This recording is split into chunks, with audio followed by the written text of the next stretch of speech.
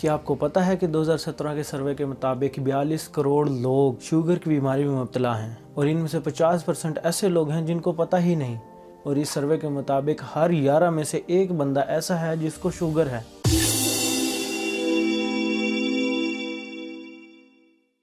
अस्सलाम वालेकुम फ्रेंड्स, मेरा नाम डॉक्टर मोहम्मद उमर है। मुझे सर्जन ब्रेविस भी कहते हैं और मैं आप तक लाता हूँ मेडिकल इन्फॉर्मेशन आम ज़बान में, ताकि आप आसानी से समझ सकें और अगर आप इन बीमारियों में मुब्तला हैं तो आप इस इन्फॉर्मेशन से फ़ायदा उठा सकें। मैं एक सीरीज़ शुरू करने लगा हूँ जिसमें आपको शुगर के बारे में बताऊँगा, शुगर कैसे होती है, शुगर की अलामतें क्या होती हैं, शुगर की इलाज क्या होता है, शुगर में डाइट प्लान क्या होना चाहिए। तो इस सीरीज़ की हमारी पहली वीडियो है कि शुगर होती क्या है, क्योंकि अगर आपको शुगर है तो आपको पता तो होना चाहिए कि शुगर है क्या, आपके जिस्म के अंदर क्या तब्दीलियां आ रही हैं। शुगर के मर्ज़ को जानने के लिए आपको एक सिंपल कंसेप्ट अपने दिमाग में बिठाना होगा कि कोई भी चीज़ दुनिया की बग़ैर एनर्जी के नहीं चलती। हर एक चीज़ को एनर्जी की ज़रूरत होती है। रोड पर पड़े एक पत्थर को हटाने के लिए आपको पाँव मारना पड़ता है, या इंजन को चलाने के लिए आपको पेट्रोल देना पड़ता है। परिंदे अगर उड़ते हैं तो उन्हें दाना चुगना पड़ता है। इसी तरह हमारे जिस्म के हर खुलिये को काम करने के लिए एनर्जी की ज़रूरत होती है, और एनर्जी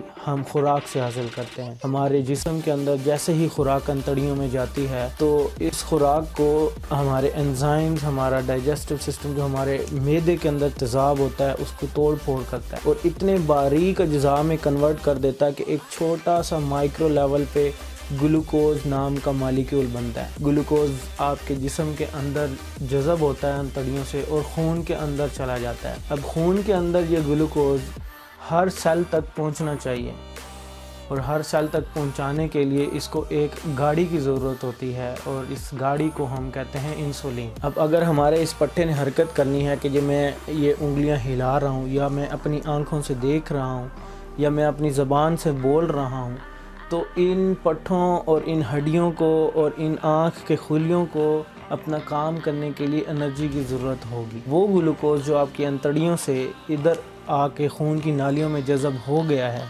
अब उसको आँखों तक पहुँचाना है, आपके पट्ठों तक पहुंचाना है, आपकी हड्डियों में पहुंचाना है, आपके सर के बालों में पहुंचाना है, आपके दिमाग तक पहुंचाना है। इस पहुंचाने के लिए इंसुलिन की ज़रूरत होती है, और इंसुलिन ऐसे ही है जैसे दरवाजे के आगे खड़ा हुआ सिक्योरिटी गार्ड होता है। अब अगर सिक्योरिटी गार्ड साहब आपको रोक लें कि आप अंदर नहीं जा सकते, तो आपके आपने बेशक एक मिठाई खाई है या आपने कोक पी है जिसके अंदर बहुत ही हाई लेवल का ग्लूकोज था, वो आपके अंतड़ियों से जज़ब हो के खून की नालियों के ज़रिए आँखों तक पहुँच गया है या पट्ठों तक पहुँच गया है, और अंदर खड़े दरबान साहब आपको रोक दें, तो आप क्या करेंगे? यही हाल होता है शुगर के मरीज़ों के अंदर। ग्लूकोज खा के खून की नालियों में बहुत ज़्यादा ग्लूकोज हो जाता है, लेकिन दरबान इंसुलिन साहिब मौजूद ना होने की वजह से वो खून की नालियों में ही फिरता रह जाता है। और बात यहाँ तक आ पहुँचती है कि जिस्म कहता है कि भाईजान इस मीठे को जिस्म से निकालो, और गुर्दा साहब ये करते हैं कि पेशाब के ज़रिए ग्लूकोज को जिस्म से बाहर निकालते हैं। जब आपके जिस्म के अंदर खून में बहुत ही ज़्यादा मिकदार में ग्लूकोज जमा हो जाता है तो कुछ तब्दीलियां ऐसी आती हैं जिस्म के अंदर जो कि शुगर के मरीज़ के अंदर मसले मसाइल बनाती हैं। अब इसमें जिस्म का हर हिस्सा,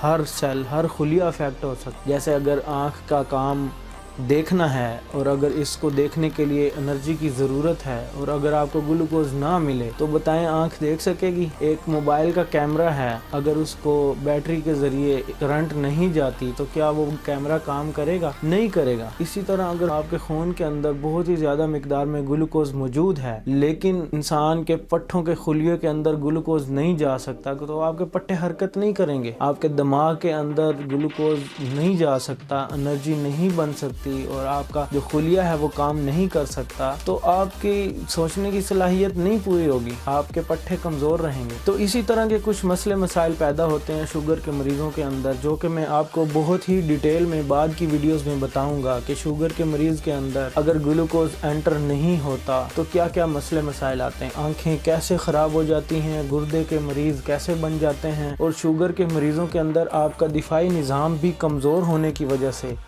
क्यों आपको छोटा सा नमूनिया भी आपकी मौत का बायस बन सकता है। क्यों शुगर के मरीजों में अगर एक पाँव के ऊपर छोटा सा सुराख बनता है तो इस हद तक नौबत आ जाती है कि वो पूरे का पूरा पाँव काटना पड़ जाता है। क्यों शुगर के मरीजों के अंदर दिल की बीमारियां ज़्यादा होती हैं और क्यों शुगर के मरीजों को रात को उठ के बार बार पेशाब करना पड़ता है। ये सारी चीज़ें और इनका इलाज, आपने खुराक कैसे तब्दील करनी है, ये मैं आपको आने वाली वीडियोस में बताऊंगा। तो उम्मीद करता हूं कि आपको ये वीडियो पसंद आई होगी कि शुगर कैसे होती है।